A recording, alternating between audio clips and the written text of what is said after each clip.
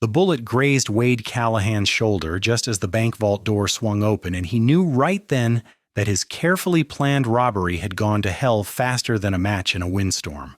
It was September 1878 in Dillon, Montana, and Wade had been planning this job for 3 months, ever since his father's ranch had been foreclosed by the very bank he was now attempting to rob. The Callahan family had owned that land for 15 years, built it up from nothing. And one bad winter combined with his father's gambling debts had cost them everything. His father had died 2 weeks after they lost the ranch. Some said from a broken heart. Others whispered it was the bottle. Wade knew it was shame. Pure, crushing shame that a man who had fought in the war and tamed wild land could not provide for his family. Wade had sworn he would never feel that shame, never be beholden to anyone, never ask for help from a living soul. He would take what was owed to him, what the bank had stolen from his family, and he would disappear into the territories where no law could touch him. But Jenkins, his partner in this endeavor, had gotten nervous and fired too soon. Now the sheriff was coming, and Wade was bleeding, and the whole town of Dillon was about to know that Wade Callahan had become an outlaw. He grabbed what money he could stuff into his saddlebag and ran for the back door, Jenkins already ahead of him, mounting his horse in the alley.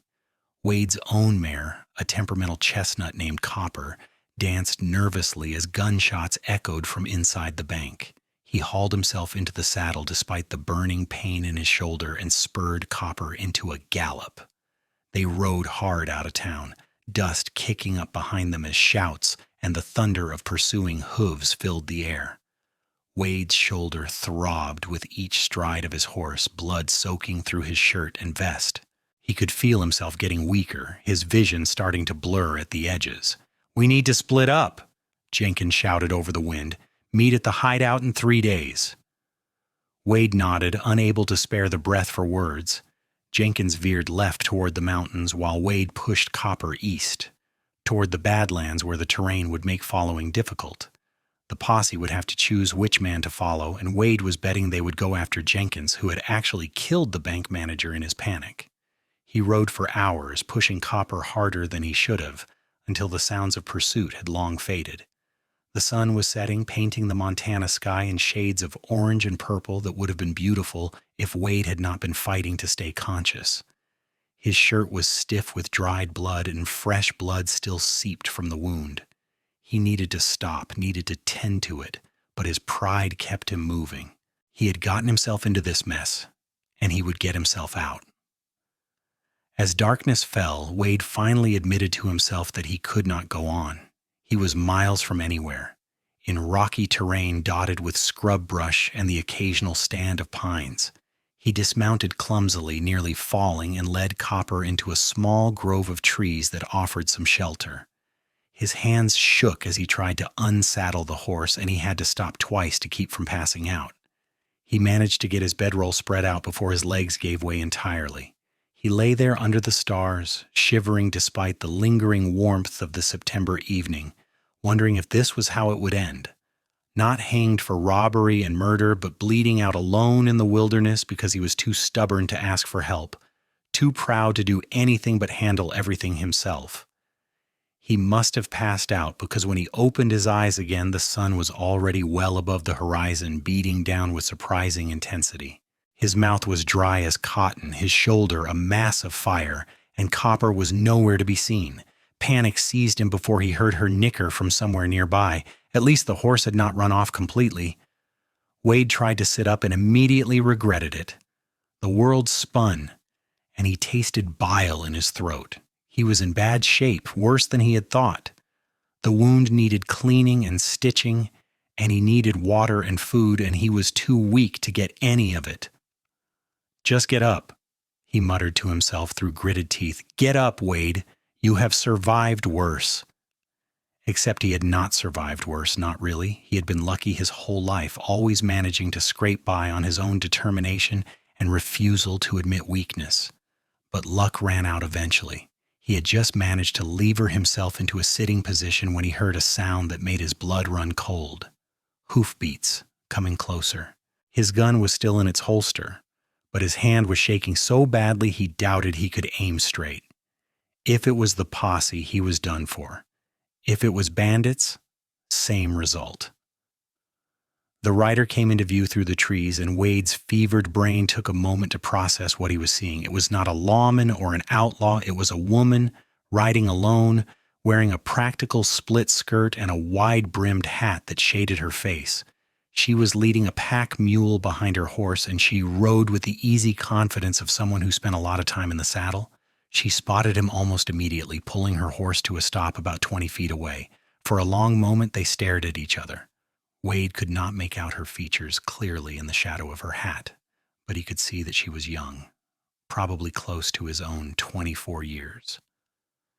"You look like death warmed over," she called out, her voice clear and unafraid. "I am fine," Wade said automatically, the words instinctive. "Just resting." Resting. She said it like it was the most ridiculous thing she had ever heard. "You are covered in blood. You can barely sit up. And your horse has wandered off looking for water because you were too unconscious to water her properly. But sure, you are fine." Wade felt his face flush with anger and embarrassment. "I do not need your commentary on my situation, miss. I will be on my way shortly." "Will you now?" She dismounted in one fluid motion and walked toward him. Wade finally got a good look at her face. She was pretty, with strong features, sun-bronzed skin, and eyes the color of amber that seemed to see right through his bluster. Her dark blonde hair was pulled back in a practical braid. "And where exactly are you planning to go, bleeding and fevered as you are? That is not your concern." "Maybe not." She crouched down a few feet from him, studying his shoulder with a critical eye. "But I am not in the habit of leaving wounded men to die in the wilderness, even stubborn fools who are too proud to ask for help." "I did not ask for help," Wade said sharply. "I noticed." There was something almost amused in her tone, which irritated him further. "I am offering it anyway. My name is Sarah Kensington, and I have medical supplies and water and food, all of which you desperately need.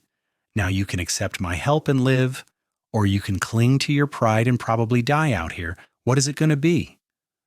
Wade wanted to tell her to leave, to ride away and forget she had ever seen him. Every fiber of his being rebelled at the idea of accepting help, especially from a stranger, especially from a woman.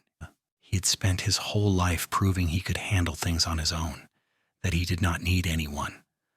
But he could feel the fever burning through him, could feel his strength ebbing away, and some small, rational part of his brain knew that she was right. He would die out here if he refused her help. "Why?" he asked, stalling. "Why would you help me? You do not even know me." Sarah shrugged. "Does it matter? You need help. I can provide it. That seems reason enough to me. I could be dangerous, an outlaw. Are you planning to hurt me?" "No," Wade said immediately. "Then I guess I will take my chances." She stood up and went back to her pack mule, returning with a canteen and a bag that looked like it contained medical supplies. "Now let me see that shoulder before the wound gets any more infected than it already is." Wade wanted to protest further, but his body had reached its limit. He nodded weakly and let her approach. Her hands were gentle but efficient as she helped him out of his vest and carefully peeled back his blood-soaked shirt. He hissed in pain as the fabric pulled away from the wound. "Bullet went clean through," Sarah observed, leaning close to examine both the entry and exit wounds. "That is good, means I do not have to dig it out, but it is definitely infected. When did this happen?" "Yesterday afternoon." She glanced at him, her amber eyes sharp. "The bank robbery in Dillon." It was not a question. Wade's jaw tightened. "You heard about that?" "I was in town when it happened. Heard all the commotion, saw the posse ride out." She poured water from her canteen onto a clean cloth. "Heard one of the robbers shot the bank manager dead." "That was not me," Wade said quickly. "I never fired a shot. Jenkins panicked." "But you were there." "Yes." There was no point in denying it. "I was there." Sarah was quiet for a moment, cleaning the wound with careful precision. Wade gritted his teeth against the pain, determined not to show weakness. Finally, she said, "The bank manager survived. bullet hit his arm, made a mess, but he will live. Relief flooded through Wade so intensely he felt dizzy. He is alive? He is alive. She glanced at him again, and he thought he saw something soften in her expression. You are not wanted for murder, Wade Callahan, just robbery and attempted robbery. He stared at her. You know who I am. Your father was Edward Callahan, owned a ranch south of town until the bank foreclosed. You've been working odd jobs since then, barely scraping by, keeping to yourself. Everyone in Dillon knows everyone else, at least by reputation. She threaded a needle with steady hands. This is going to hurt. Wade barely felt the needle piercing his skin, too shocked by her matter-of-fact recitation of his life.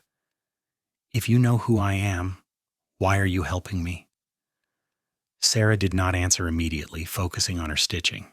She worked with the confidence of someone who had done this before, her movements precise and sure. Finally, as she tied off the last stitch, she said, My father was a doctor. He taught me his trade before he died. He always said that healing is not about judging people. It is about seeing suffering and doing what you can to alleviate it. Besides, I know what the bank did to your family, what they have done to a lot of families. I'm not saying robbery is right, but I understand why you did it. I do not want your pity, Wade said stiffly. Good, because I am not offering any. She began wrapping his shoulder with clean bandages. I am offering water, food, medicine, and a place to rest until you are strong enough to travel. Whether you are too proud to accept those things is up to you, but I would think less of you for choosing death over a dented ego. Wade did not know what to say to that. He was not used to being spoken to so directly, especially by a woman. Most women he knew were soft-spoken, deferential, careful with their words. Sarah Kensington was none of those things. Where would I rest? He asked finally, hating that he was giving in but unable to see another option. I have a homestead about 5 miles east of here. Small place, nothing fancy, but it has a roof and walls and a real bed. She finished with the bandages and sat back on her heels. I live alone, so you do not have to worry about anyone else seeing you there. Alone? Wade frowned. That is dangerous for a woman out here. Sarah raised an eyebrow. I have managed just fine for 2 years now. I know how to shoot, how to ride, how to take care of myself, but thank you for your concern. There was a dry note in her voice that made Wade feel foolish. Here he was, half dead and completely dependent on her help, and he was worried about her safety. The irony was not lost on him. All right, he said quietly, I will accept your help. Thank you. You are welcome. Sarah stood and brushed dust from her skirt. Can you ride? Or should I rig up a travois? The thought of being dragged behind a horse like luggage was too much for Wade's pride. I can ride. We will see. She went to find Copper, who had wandered about 50 yards away to a small creek Wade had not even noticed. The horse came willingly enough for Sarah, who seemed to have a way with animals. She led Copper back and helped Wade to his feet, steadying him when he swayed. Getting into the saddle was an ordeal that left Wade sweating and trembling, but he managed it. Sarah mounted her own horse, a sturdy bay gelding, and took Copper's reins to lead her. If you start to fall, tell me. I would rather stop and rest than have you crack your skull open. Wade nodded, not trusting himself to speak.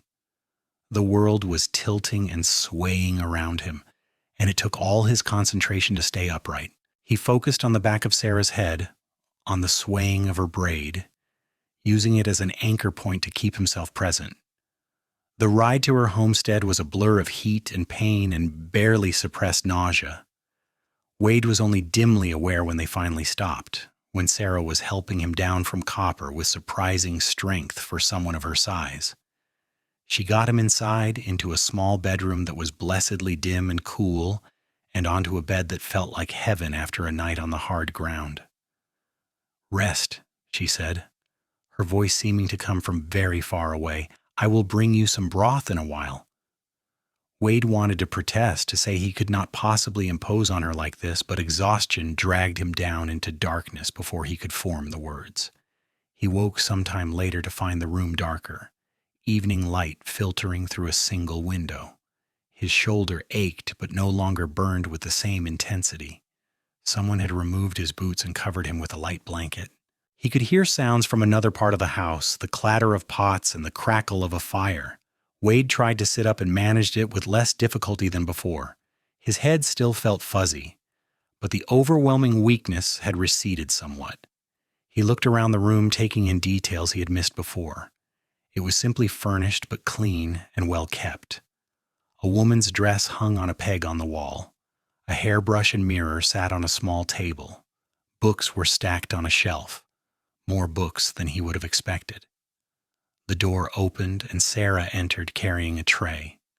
She looked surprised to find him awake. "You should still be sleeping." "I slept enough," Wade said, though in truth he still felt exhausted. "What time is it?" "Nearly sunset. You've been out for about 6 hours. She set the tray on the table beside the bed. It held a bowl of broth, some bread, and a cup of water. "Think you can eat something?"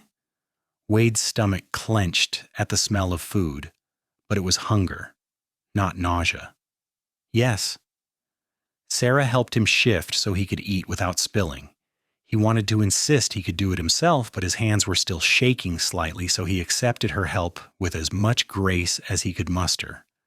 The broth was rich and flavorful, probably made from chicken, and the bread was fresh. He ate slowly, savoring each bite.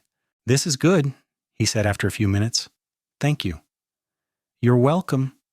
Sarah pulled a chair over and sat down. "How is the shoulder?" "Better.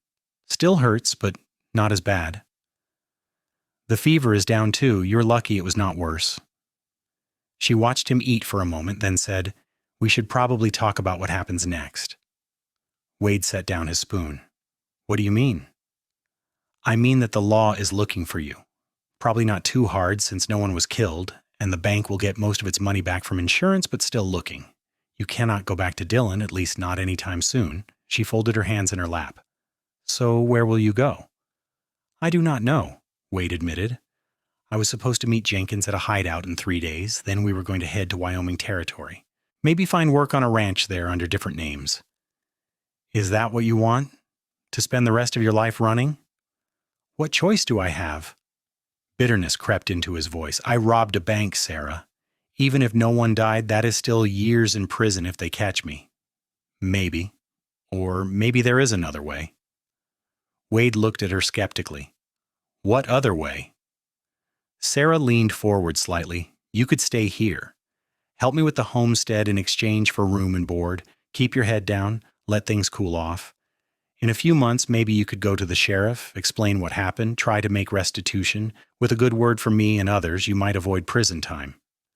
"That is insane," Wade said flatly. "Why would the sheriff listen to anything you have to say? And why would you risk your reputation vouching for an outlaw?" "Because I do not think you are really an outlaw." "Wade, I think you are a desperate man who made a bad choice. There is a difference." She held his gaze steadily. "And as for the sheriff, my father delivered half the babies in this county, including the sheriff's 3 children. People remember that. They trust the Kensington name." Wade shook his head. "I appreciate what you are trying to do, but I cannot accept. I would just be putting you in danger, putting you in a position where you have to lie to the law for me. That is not right." "I am not asking you to decide right now. Just think about it." Sarah stood and picked up the tray. "For now, focus on healing. Everything else can wait." She left before Wade could argue further. He lay back against the pillows, his mind spinning. Part of him wanted to accept her offer, wanted to believe there was a way out of this that did not involve years on the run. But the larger part, the part shaped by his father's failures and his own stubborn pride, rejected the idea entirely. He had made this mess, and he would deal with the consequences himself. He did not need Sarah Kensington or anyone else to save him. The next few days passed in a strange routine. Sarah tended his wound twice a day, changing the dressings and checking for signs of infection. She brought him meals and water, and sometimes sat with him for a while, talking about the homestead or the weather or her late father's work as a doctor. Wade found himself looking forward to these visits despite his determination to remain distant. Sarah was unlike anyone he had ever met. She was direct to the point of bluntness, utterly without pretense, and completely unintimidated by him. She asked questions he did not want to answer and made observations he did not want to hear. She challenged him constantly, never letting him wallow in self-pity or retreat into sullen silence.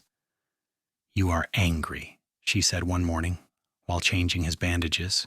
It had been 3 days since she brought him to her homestead, and he was healing quickly. "What makes you say that?" Wade asked stiffly. "Because you have barely said 10 words to me in the last day, and you get this look on your face like you are chewing glass whenever I come in here." She examined the wound with a critical eye. "This is healing nicely, by the way. I am not angry at you." "I did not say you were. I said you are angry. Period." She began wrapping fresh bandages around his shoulder. "At the bank, at your father, at yourself, at the whole world, it is eating you up from the inside." Wade clenched his jaw. "You do not know anything about what I'm feeling?" "Maybe not everything, but I know anger when I see it. I know what it looks like when someone is so determined to prove they do not need anyone that they make themselves miserable." She tied off the bandage and sat back. "My father was like that near the end. After my mother died, he refused to let anyone help him with anything, tried to do everything himself, work twice as hard, never show weakness. It killed him. He worked himself into an early grave because he could not accept that sometimes people need help." "That is different," Wade said, but the words felt hollow. "Is it? Because from where I am sitting, it looks pretty similar." Sarah stood and gathered up the soiled bandages. "You can keep telling yourself you do not need help, Wade. You can keep insisting you have to handle everything alone. But all you are really doing is making things harder than they need to be. And for what? Pride? Your father's pride cost him his ranch and his life. How much is yours going to cost you?" She left before he could respond, closing the door perhaps a bit more firmly than necessary. Wade stared at the ceiling, her words echoing in his mind. He wanted to dismiss what she had said, to write it off as the opinions of someone who did not understand, but he could not shake the uncomfortable feeling that she was right. He had always prided himself on his independence, his ability to handle whatever life threw at him without asking for help. It was what made him a man. He had always believed. Needing help was weakness, was failure. His father had needed help and could not bring himself to ask for it, and it had destroyed him. Wade had sworn he would be different, would be stronger. But maybe being stronger did not mean doing everything alone. Maybe it meant having the courage to accept help when you needed it. The thought was so foreign to everything Wade had been taught, everything he believed about himself, that he did not know what to do with it. He dozed off, still thinking about it, and when he woke, it was afternoon, and Sarah was working in her garden outside his window. He watched her through the glass, admiring the efficient way she moved, the obvious care she took with her plants. She had done so much for him already, and he had given her nothing but resistance and ingratitude. The least he could do was thank her properly. Wade got out of bed slowly, testing his strength. He was weak still, but he could stand without swaying, could walk without feeling like he might collapse. He made his way to the front door and stepped outside into the late September sunshine. Sarah looked up from her weeding, surprise crossing her face. "You should not be up yet." "I am tired of lying in bed." Wade walked over to the garden fence, moving carefully. "I wanted to thank you, properly, for everything you have done for me." Sarah stood, brushing dirt from her hands. "You already thanked me." "I said the words, but I do not think I meant them. Not really. I was too focused on my pride, on how much I hated needing your help." He met her eyes. "But you saved my life, Sarah, and you did not have to. So thank you. Truly." Something in her expression softened. "You are welcome. Truly." They stood there for a moment, and Wade was suddenly very aware of how pretty she was, especially with the sunlight catching in her hair and bringing out the gold in her eyes. He pushed the thought away quickly. She had helped him because she was a good person, not because she had any interest in him beyond basic human compassion. "What are you growing?" he asked, gesturing to the garden. "Vegetables mostly. Carrots, onions, beans, squash. Some herbs for cooking and medicine." She pointed to a separate plot. "And over there is my attempt at melons. Not sure they will make it before the frost comes, but I am hopeful." "It looks good. You clearly know what you're doing." "My mother taught me. She loved gardening." Sarah smiled, but there was sadness in it. "She died when I was 16, pneumonia. My father tried everything, but nothing worked." "I'm sorry." "Thank you." She was quiet for a moment, then said, "After she died, my father threw himself into his work. I tried to help, started learning medicine from him so I could assist with his patients. It gave us both something to focus on besides the grief." "Is that why you became a healer?" "Part of it, but also because I am good at it and I like helping people. There is not much opportunity for that out here, living alone, but when I can, I do." She smiled slightly. "Like helping stubborn cowboys who get themselves shot during badly planned bank robberies." Wade felt his face heat. "That was not my finest moment." "I imagine not." She studied him for a moment. "Have you thought any more about what I suggested? About staying here and trying to make things right?" "I have thought about little else," Wade admitted, "but I keep coming back to the same problem. Why would you do this for me? You barely know me. I have given you no reason to trust me or help me, so why?" Sarah was quiet for a long moment, and when she spoke, her voice was softer than he had heard it before. "Because everyone deserves a second chance, Wade. Because I believe people can change, can be better than their worst moments. And because I see something in you that is worth saving, even if you do not see it yourself." Wade felt something crack in his chest, something hard and defensive that he had been carrying for a long time. He wanted to argue with her, to insist she was wrong about him, but he could not find the words. Instead, he just nodded. "All right," he said quietly. "If the offer is still open, I would like to stay, to help with the homestead and see if maybe there is a way to make things right." Sarah's face lit up with a smile that made Wade's heart skip. "The offer is still open. Welcome to the Kensington homestead, Wade Callahan." Over the following weeks, Wade learned what real work felt like. He had always thought of himself as a hard worker, someone who was not afraid of long days and physical labor. But working Sarah's homestead was something else entirely. There was always something that needed doing, from mending fences to chopping wood to hauling water to tending the animals.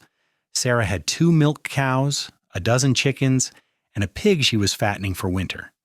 She also had a large vegetable garden and a small orchard of apple trees. All of it required constant attention and maintenance. Wade threw himself into the work with single-minded determination, partly because it needed doing and partly because it kept him from thinking too much about his situation. Sarah worked alongside him most days, and he was continually impressed by her strength and stamina. She could swing an axe nearly as well as he could lift and carry impressive loads, and never complained about the heat or the bugs or the endless nature of the work. She also had a quick mind for problem solving, often finding clever solutions to issues that would have stymied Wade. "Where did you learn to do all that?" he asked one afternoon as they worked together to repair a section of fence that the cows had damaged. It was mid-October now, and the air had taken on a crisp edge that promised winter was coming. "Trial and error mostly," Sarah said, holding a post steady while Wade tamped dirt around its base. "My father and I moved out here after my mother died. He wanted to start fresh somewhere new, and I wanted to get away from the city. We bought this land and built the cabin together, taught ourselves as we went." "You built the cabin?" Wade looked toward the sturdy log structure with new appreciation. "That is impressive. We had help from neighbors with the heavy lifting, but yes, we did most of it ourselves." She tested the post to make sure it was solid. "My father was not a particularly handy man, but he was determined. He used to say that being book smart was useless if you could not apply it practically." He sounds like he was a good man. He was. Sarah's voice was soft. He was also lonely and heartbroken and working himself to death, but he would never admit it. Even when he started getting chest pains, he refused to slow down. Said he was fine, that he did not need anyone fussing over him. Wade set down the tamping bar and looked at her. How old were you when he died? 20. It was 2 years ago this past April. She brushed a strand of hair from her face, leaving a smudge of dirt on her cheek. He collapsed while working in the garden. By the time I got to him, he was already gone. I am sorry, Sarah. That must have been hard. It was. But I had known it was coming in a way. I had seen the signs, tried to get him to take it easy, to see another doctor, to accept help from the neighbors. He refused every time, said he was fine, that he could handle it. She met Wade's eyes. Sound familiar?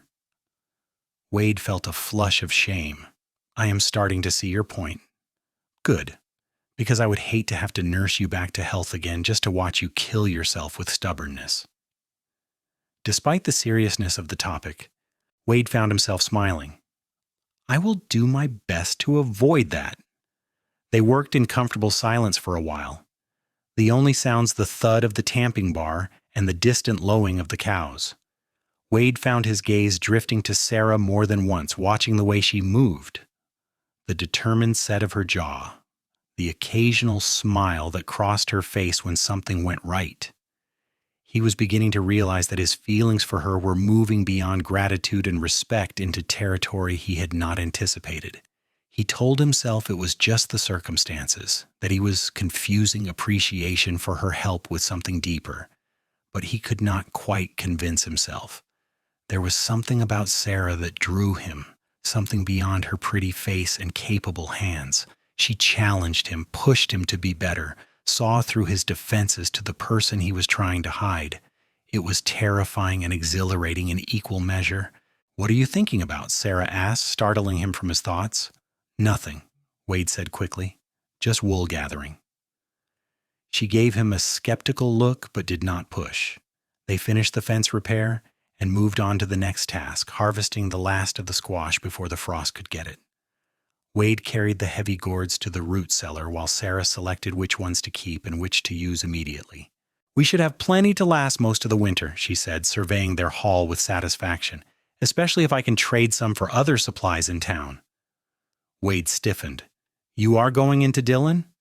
I have to eventually. I need things I cannot make or grow myself: flour, sugar, fabric, nails. She noticed his expression and added gently, You do not have to worry. I am not going to turn you in. I know that. I just do not like the idea of you taking risks for me. I am not taking risks. I am going about my normal business. No one knows you are here, Wade. And even if someone asked, I would just say I have been keeping to myself. She touched his arm briefly. Stop worrying so much.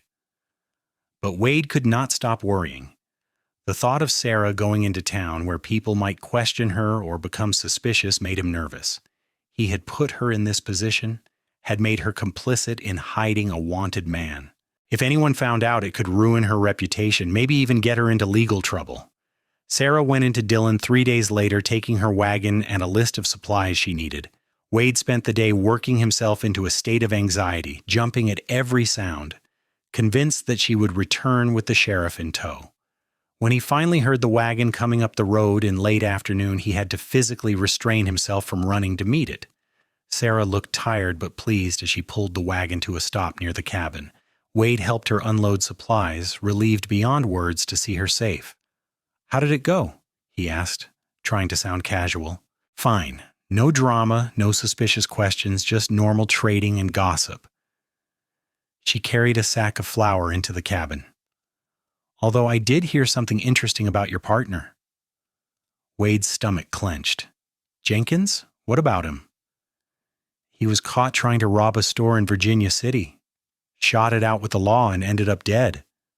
Sarah's expression was somber. They found some of the money from the Dillon Bank on him. The sheriff is assuming he was the one who masterminded the whole thing and that his accomplice probably died somewhere in the wilderness after getting shot. Wade stood frozen, processing this information. Jenkins was dead. The man who had actually shot the bank manager, who had panicked and ruined everything, was dead, and the law thought Wade was dead too. "That is good news for you," Sarah said carefully. "It means no one is looking for you anymore." "Jenkins had a wife," Wade said quietly, "and 2 kids. They live in Butte." "I know, I heard that too." Sarah set down the flower and turned to face him. "I am sorry, Wade. I know he was your friend." "He was not my friend. He was just someone desperate enough to go along with a stupid plan." Wade rubbed his face tiredly. But he did not deserve to die like that. His family did not deserve this. Sarah came over and put a hand on his arm, the touch warm and grounding. "No, they did not. But that was his choice, Wade. He chose to keep robbing, to shoot it out with the law. You chose differently. You get to live with those consequences, and he lives with his." Wade nodded, but guilt sat heavy in his stomach. He had been the one to propose the bank robbery, had convinced Jenkins to go along with it. If Wade had just swallowed his pride and asked for help instead of trying to take what he thought he was owed, Jenkins might still be alive. "I can see you blaming yourself," Sarah said. "Stop it. Jenkins made his own choices, same as you. You cannot take responsibility for every consequence of every action." "Maybe not, but I can take responsibility for my part in it." Wade looked at her. "You were right before. About my anger, about my pride. I was so determined to prove I did not need anyone that I made terrible decisions and people got hurt because of it. Yes, they did. But you can choose to do better going forward. That is the point of second chances, Wade." She squeezed his arm and then let go. "Now help me finish unloading this wagon. I bought some peppermint candy and I'm not sharing unless you pull your weight." Despite everything, Wade found himself smiling. "Yes, madam."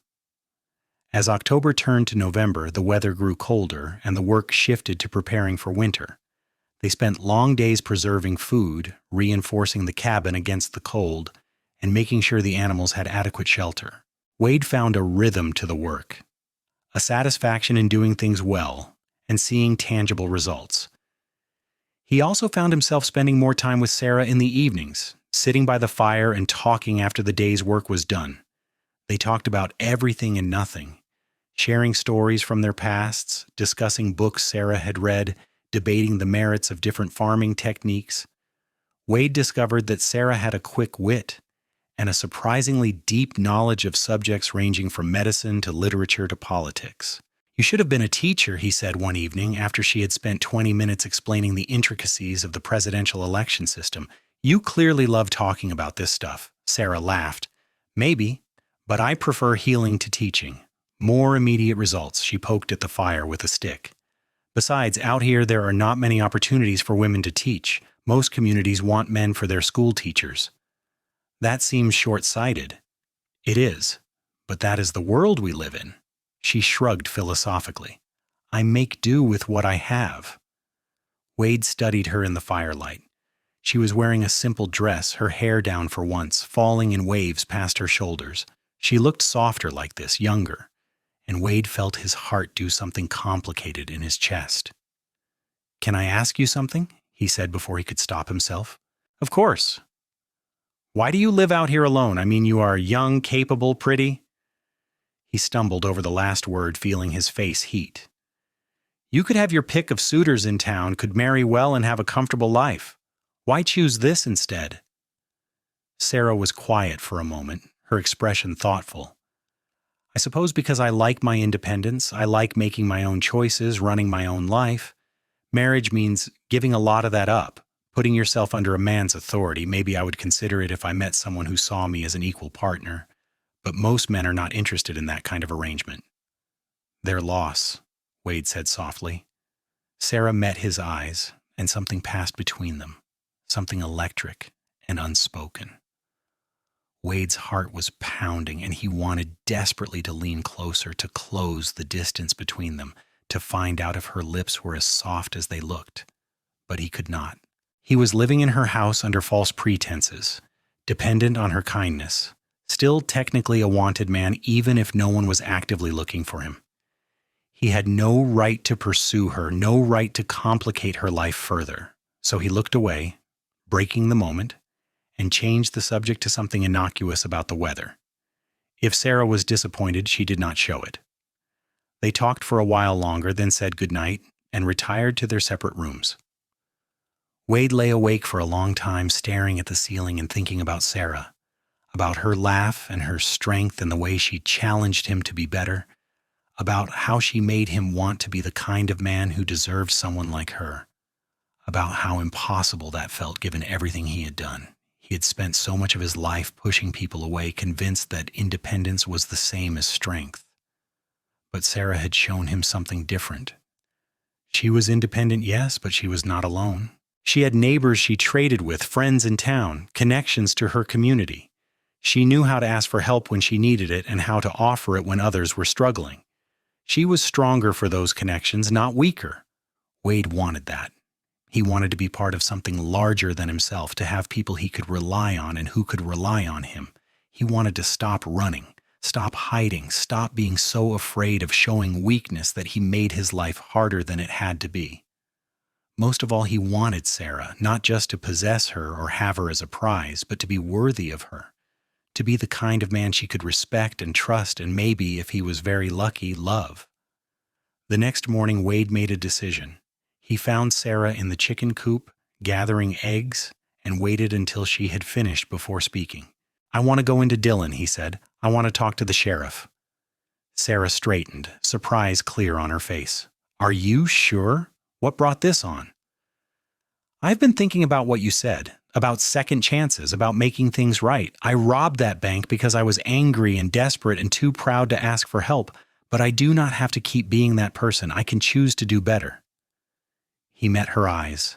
"I want to try to make restitution, to face the consequences of what I did. Will you come with me?" Sarah set down her egg basket and walked over to him.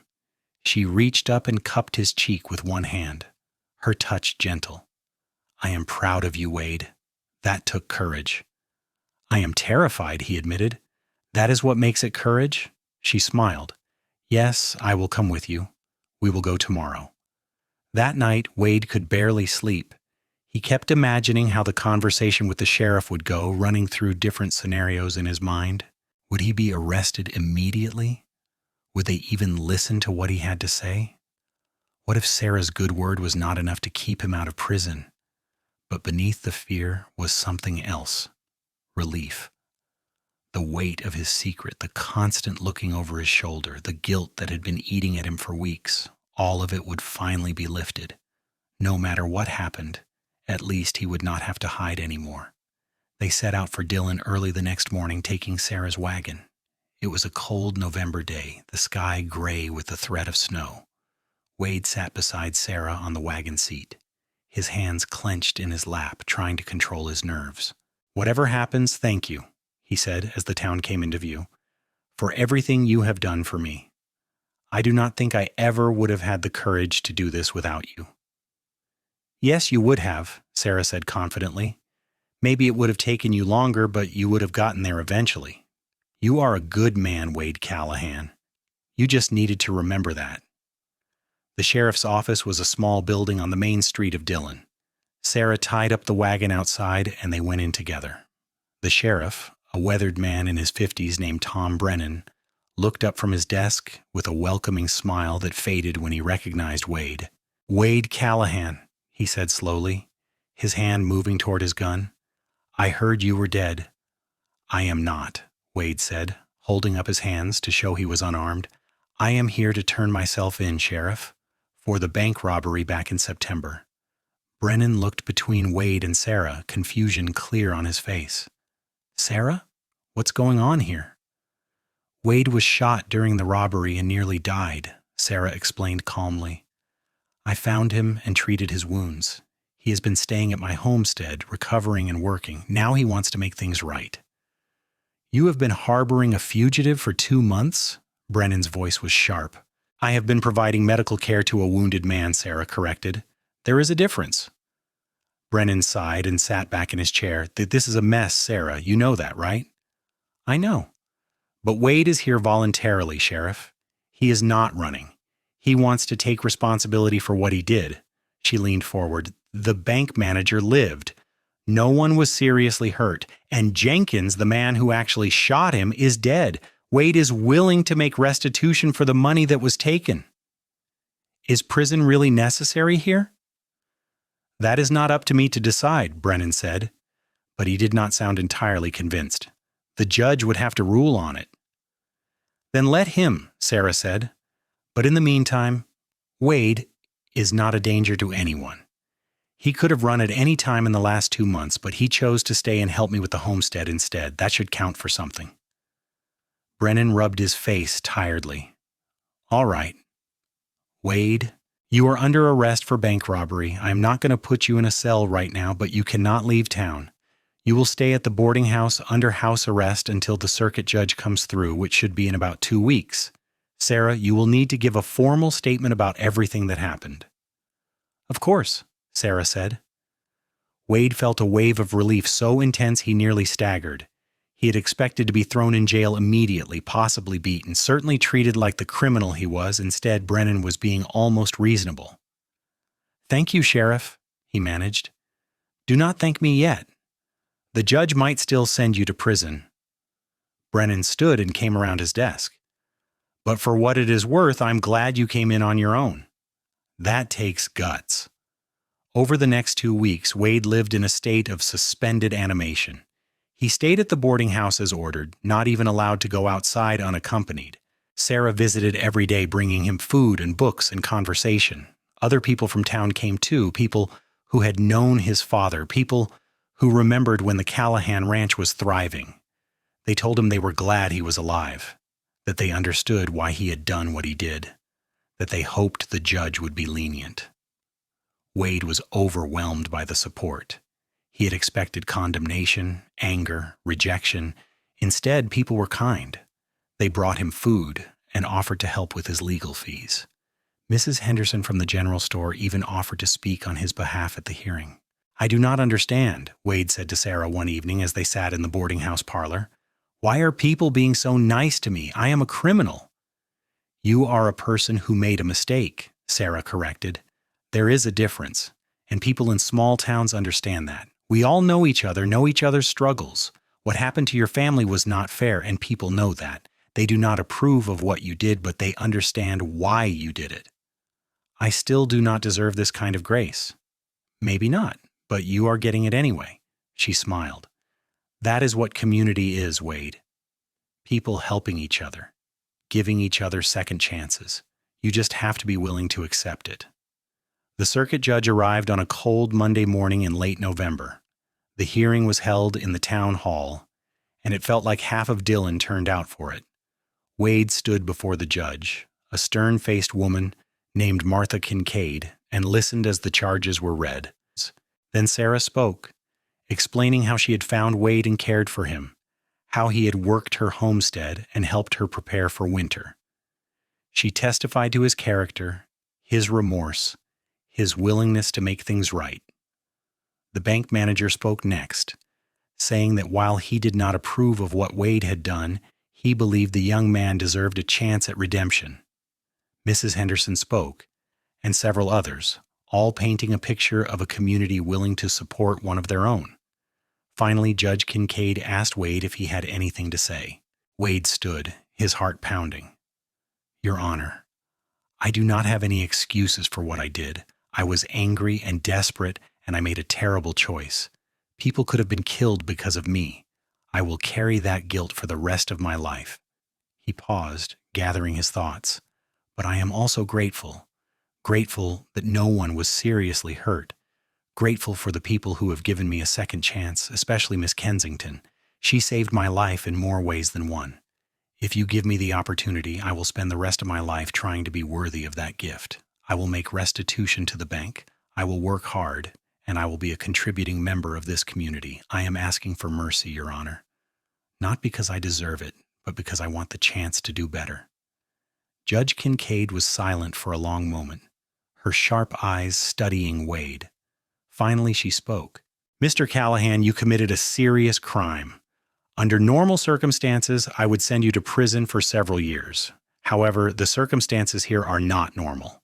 You have shown genuine remorse, you have turned yourself in voluntarily, and you have significant community support." She leaned forward. "Therefore, I am sentencing you to 5 years of supervised probation. You will make restitution to the bank by paying back the full amount that was stolen with interest. You will report to Sheriff Brennan monthly and maintain steady employment. If you violate any of these terms, you will serve the full prison sentence. Do you understand?"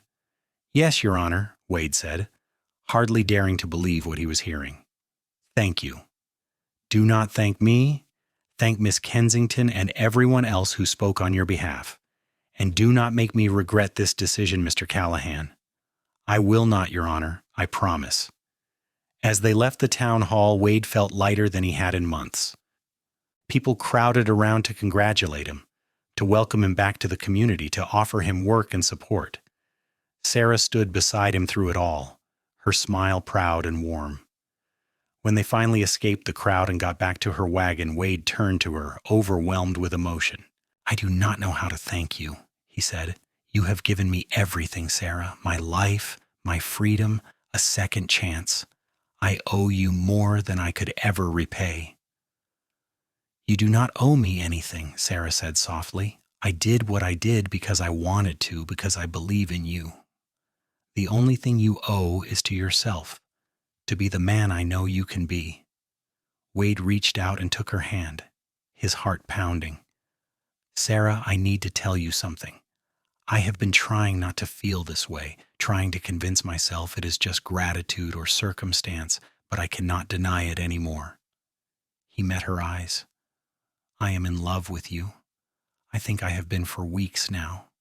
You are the strongest, kindest, most incredible person I have ever met, and I want to spend the rest of my life trying to be worthy of you. I know I do not have much to offer right now, and I understand if you do not feel the same way, but I had to tell you." Sarah's eyes had gone bright with tears, but she was smiling. "You foolish man. I have been in love with you since you first tried to insist you did not need my help while bleeding all over my good bandages." She laughed, a sound full of joy. "Of course I feel the same way. I would not have fought so hard for you if I did not." Wade felt like his heart might burst. "Really?" "Really." Sarah stepped closer, and Wade did not hesitate. He pulled her into his arms and kissed her, pouring every ounce of love and gratitude and hope he felt into that kiss. She kissed him back just as fiercely, her arms wrapping around his neck. When they finally pulled apart, both breathing hard, Wade rested his forehead against hers. "Marry me," he said. "I know it is fast, and I know I still have a lot to prove, but marry me, Sarah. Let me spend the rest of my life making you happy." "Yes," Sarah said without hesitation. "Yes, Wade, I will marry you." They were married 3 weeks later in a small ceremony at the church in Dillon. Sarah wore a simple white dress that made her look like an angel, and Wade wore his best suit, which Sarah had helped him buy with money from selling some of her vegetables. The whole town turned out for the wedding, and the celebration afterward lasted well into the night. Wade and Sarah moved permanently into the homestead cabin, which Wade had spent every spare moment improving and expanding. He built an addition to give them more space, repaired the roof, and constructed a proper barn for the animals. He also found work with several ranchers in the area, hiring himself out for odd jobs and saving every penny to pay back the bank. The work was hard and the hours long, but Wade had never been happier. He came home every night to Sarah, to her smile and her warmth and her love. They worked the homestead together, building something that was truly theirs. Wade learned to ask for help when he needed it, to accept advice and assistance from neighbors, to be part of a community instead of trying to stand alone. Sarah continued her work as a healer, tending to anyone in the area who needed medical care. Wade often accompanied her on these visits, helping in whatever way he could. He learned basic medical skills from her, and together they became known as a team people could rely on. The first winter was hard, money was tight, and there were times when Wade worried they would not make it, but Sarah was endlessly resourceful, and they always found a way. They learned to make do with less, to appreciate what they had, to find joy in simple things like a warm fire and a good meal in each other's company. By the following spring, Wade had paid back half of what he owed the bank. Sheriff Brennan reported that his probation was going well, that Wade was a model citizen. People no longer saw him as the man who had robbed the bank. He was just Wade Callahan, Sarah's husband, a hardworking rancher and a good neighbor. One warm evening in May, as they sat on the porch watching the sunset, Sarah turned to Wade with a secretive smile. "I have something to tell you," she said, taking his hand and placing it on her stomach. "We are going to have a baby." Wade stared at her, his mind struggling to process the words. Then joy flooded through him so intensely he could barely breathe. "A baby? Really?" "Really?" Sarah's smile widened. "I am about 3 months along. The baby should come in late October or early November." Wade pulled her into his arms, holding her tight, feeling tears stream down his face. "I love you so much," he whispered. "Both of you." "We love you too," Sarah murmured against his chest. Their son was born on a crisp October morning, coming into the world with a lusty cry that made both Wade and Sarah laugh through their tears. He was perfect, with a shock of dark hair and his mother's amber eyes. They named him Edward, after Wade's father, but called him Eddie. Wade had never imagined he could love anything as much as he loved Sarah, but the moment he held his son, he discovered a whole new depth of feeling. This tiny person, so helpless and dependent, trusted him completely. It was terrifying and wonderful and humbling all at once. "I will be a good father to him," Wade whispered as he cradled Eddie in his arms. "I will teach him to be strong but not too proud to ask for help. I will show him what it means to be part of a community, to care for others. I will make sure he knows he is loved, no matter what." "I know you will," Sarah said, her voice soft with exhaustion and happiness. "You are going to be an amazing father, Wade." Raising Eddie brought new challenges and new joys. Wade learned patience he never knew he had, learned to function on very little sleep, learned that sometimes the best thing you could do was ask for help from neighbors and friends. The women of Dillon rallied around Sarah, bringing food and advice and offers to watch Eddie so Sarah and Wade could get some rest. Wade accepted their help with grace, no longer too proud to admit he needed it. As Eddie grew from a baby into a toddler, Wade continued to work hard, finally paying off the last of his debt to the bank in the spring of 1881. Judge Kincaid officially ended his probation early, citing his exemplary behavior and community contributions. Wade was a free man, truly free, for the first time since the robbery. To celebrate, Sarah surprised him with a gift. She had been saving money from her healing work, and she used it to buy back a small portion of the land that had once been the Callahan Ranch. It was only 20 acres, not the hundreds his father had owned, but it was theirs. A fresh start, a new legacy. Wade stood on that land with Sarah and Eddie, looking out at the rolling hills and the distant mountains, and felt a peace he had never known before. This was home. This was family. This was everything he had been searching for without knowing it. "What are you thinking?" Sarah asked, shifting Eddie on her hip. "I am thinking about how lost I was," Wade said honestly. "How I thought I had to do everything alone. That asking for help was weakness, how wrong I was about so much." He put his arm around her shoulders, pulling her close. "If you had not helped me when I was too proud to ask, I would be dead or in prison. You saved me, Sarah, in every way a person can be saved." "We saved each other," Sarah corrected gently. "I was lonely out here before you came. I had convinced myself I did not need anyone, that independence meant being alone.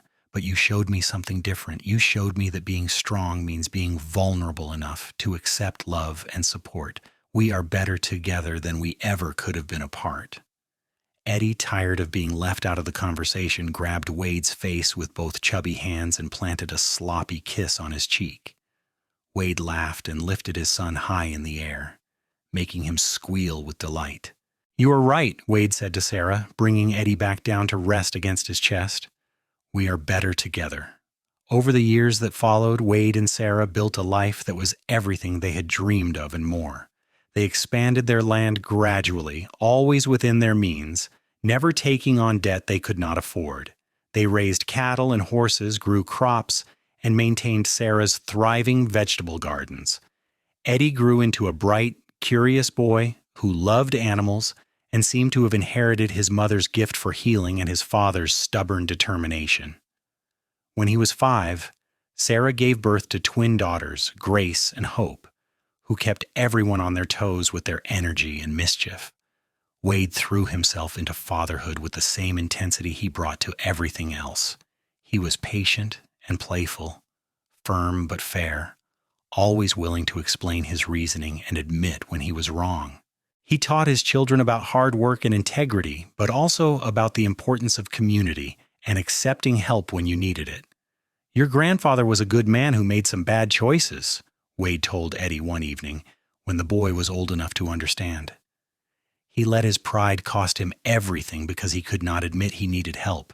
I almost made the same mistake. But your mother taught me that real strength is knowing when to ask for help, when to accept support from others. That is a lesson I want you to always remember." Eddie nodded seriously, processing this information. "Is that why we always help the neighbors when they need it?"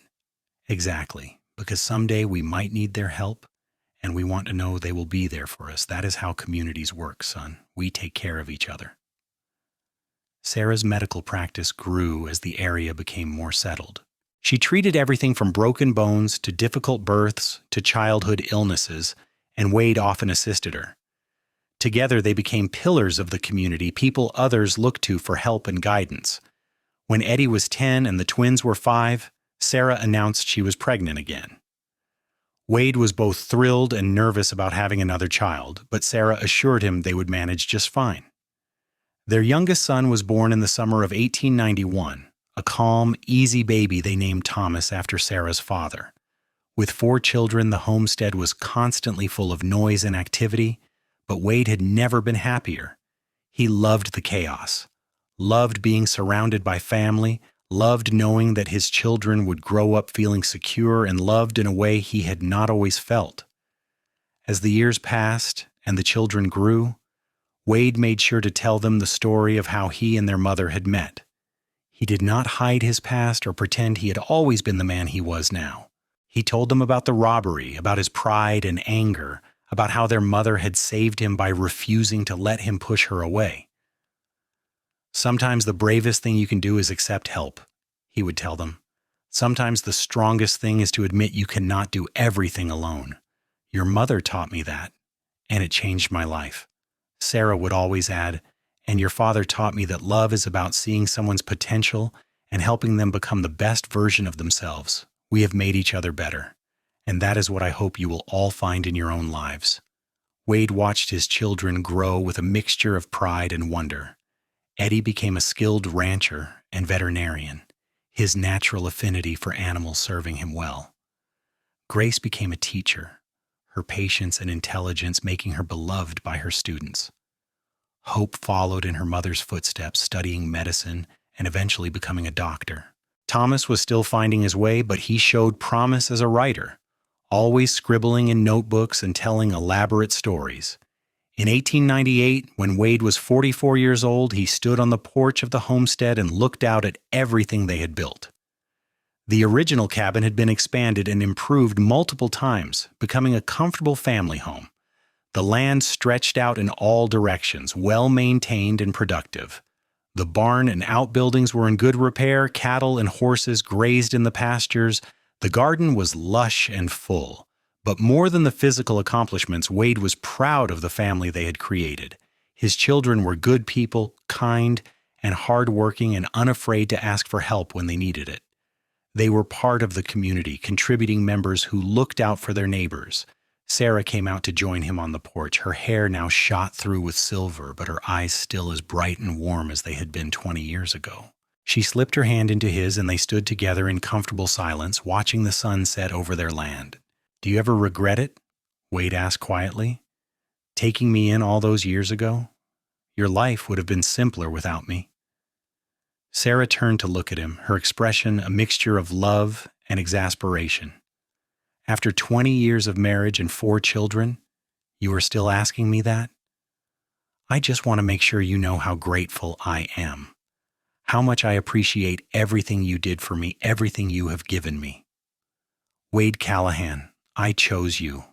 I chose to help you, chose to love you, chose to build this life with you, and I would make the same choice every single day for the rest of my life. She reached up to cup his cheek. You are not the wounded, prideful man I found bleeding in the wilderness anymore. You grew, you changed, you became the man I always knew you could be. That is not something to regret. That is something to celebrate. Wade pulled her into his arms, holding her close, breathing in the familiar scent of her hair. I love you. Sarah, more than I could ever put into words. I love you too, she whispered. Now and always. As they stood there together, wrapped in each other's arms, Wade thought about the journey that had brought them to this moment, the anger and desperation that had driven him to rob a bank, the bullet that had nearly killed him. Sarah finding him when he was too proud to ask for help, helping him anyway when he tried to push her away, learning to accept her assistance, to open his heart, to become part of something larger than himself. It had not been an easy path. There had been struggles and setbacks, moments of doubt and fear. But through it all, Sarah had been there, believing in him, pushing him to be better, loving him even when he did not love himself. And now, looking at everything they had built together, Wade understood something fundamental. Strength was not about going it alone. It was about having the courage to be vulnerable, to accept help, to admit you needed other people.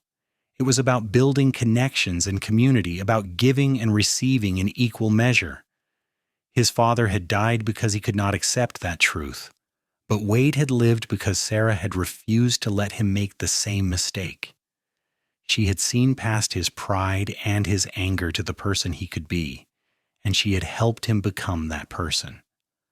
As the last rays of sunlight faded from the sky and the first stars began to appear, Wade and Sarah went inside to where their children were gathered around the dinner table, laughing and talking.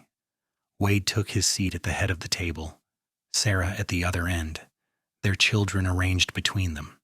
This was his legacy, Wade thought, as he looked around at the faces of the people he loved most. Not the ranch or the land or the possessions they had accumulated. This family, these relationships, this love, this was what mattered.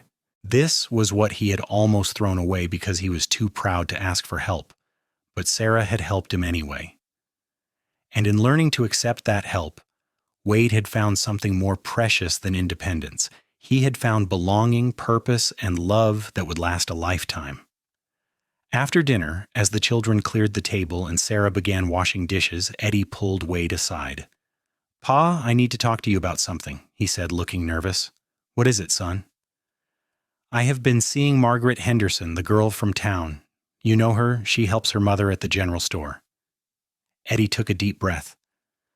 "I want to ask her to marry me, but I need to buy a ring and maybe put a down payment on some land. I was wondering if you could help me with a loan." Wade felt his throat tighten with emotion. His son asking for help. Not waiting until he was desperate, not letting pride keep him from seeking assistance, just openly acknowledging that he needed support. "Of course I will help you," Wade said, pulling Eddie into a hug. "I am proud of you for asking, son. That takes courage." "You always taught me that family helps family," Eddie said. "That asking for help is not weakness." "No, it is not," Wade agreed. "It is one of the strongest things you can do." As he held his son, Wade caught Sarah's eye across the room. She was smiling, that same warm, proud smile she had given him so many times over the years, a smile that said she understood, that she remembered, that she knew how far they had both come.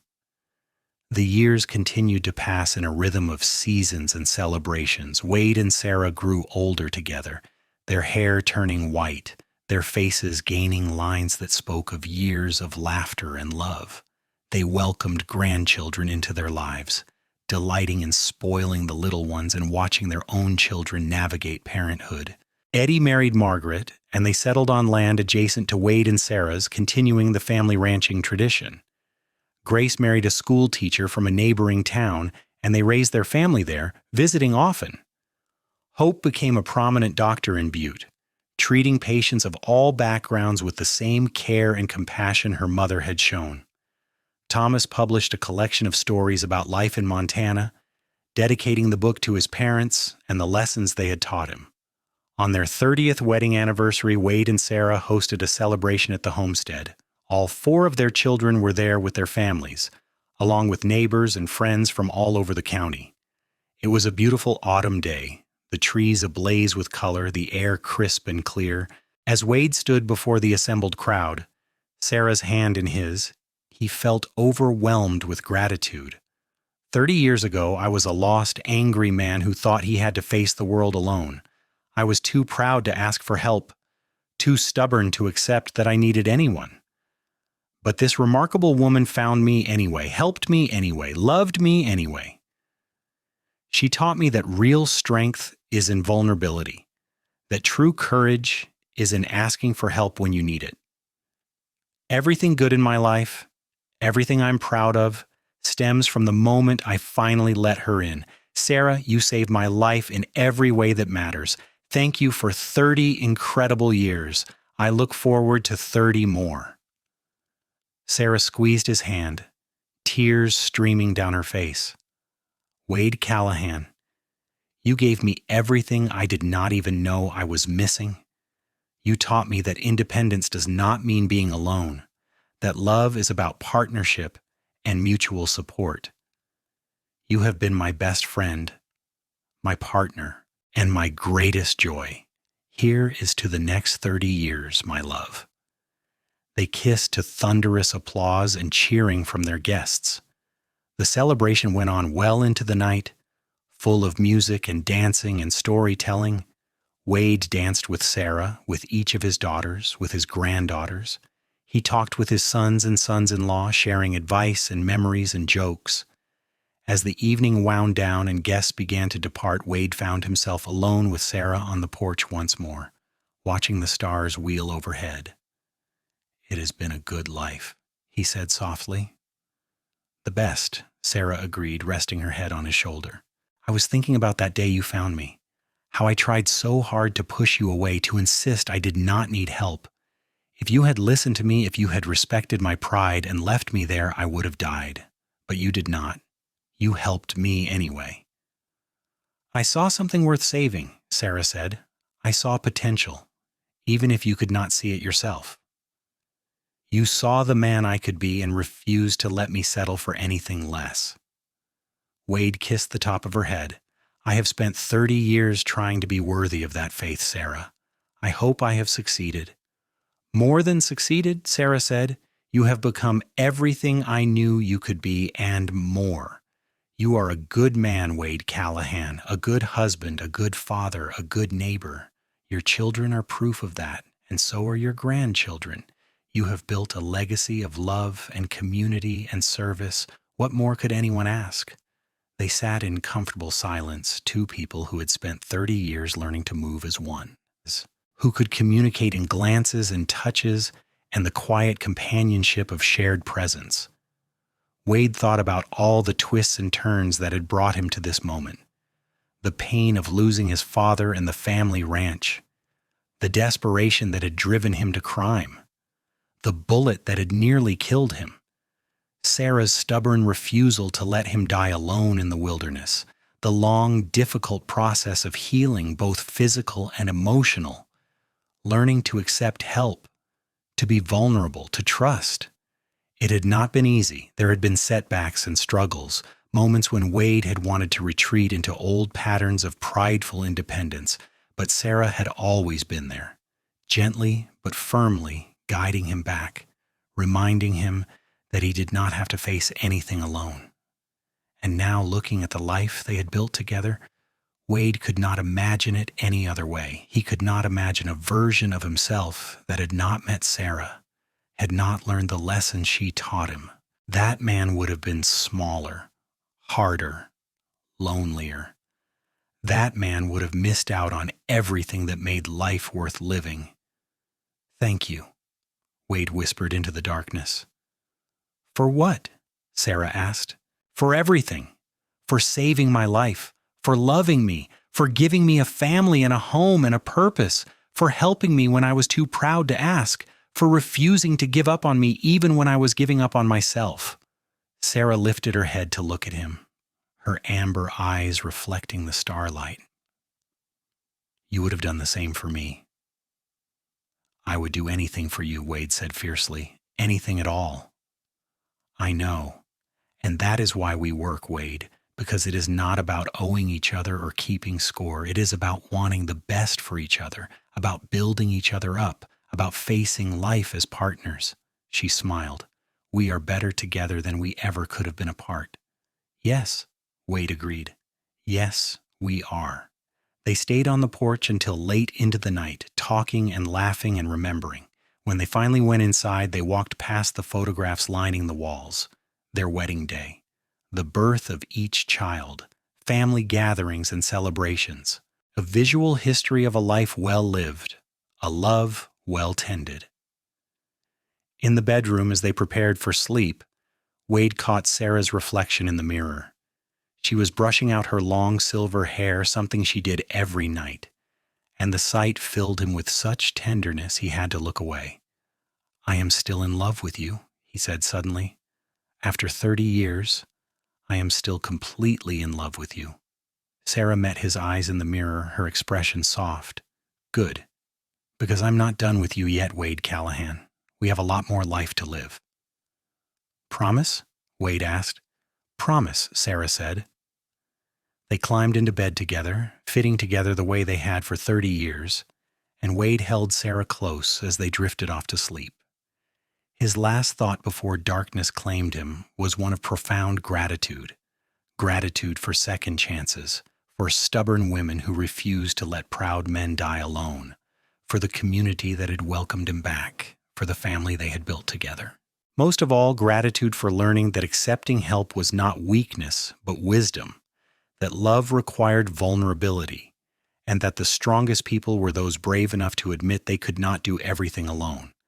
Wade Callahan had learned those lessons the hard way, but he had learned them thoroughly, and he had spent the rest of his life passing them on, ensuring that his children and grandchildren would never have to make the same mistakes he had. That was his true legacy. Not the land or the ranch or the material possessions, but the lessons about love and community and the courage it takes to ask for help. Those lessons would outlive him, would be passed down through generations, would shape the lives of people he would never meet. And it had all started with a woman who saw a wounded, prideful man and decided to help him anyway, regardless of whether he asked or wanted it. A woman who loved him enough to push past his defenses, to refuse to let him face his demons alone, to show him a better way of being in the world. Sarah had saved him. And in learning to accept that salvation, Wade had found everything he had been searching for without knowing it. Home, family, purpose, love. A life worth living, full of connection and meaning and joy. As Wade held Sarah in his arms that night, listening to her gentle breathing, feeling the steady beat of her heart, he knew that no matter how many more years they were given together, it would never be enough. He would never stop being grateful for her, never stop loving her, never stop marveling at how lucky he had been the day she found him bleeding in the wilderness and refused to let him die alone. His pride had nearly destroyed him. Her love had saved him. And together they had built something beautiful that would endure long after they were gone. That was enough, more than enough. It was everything.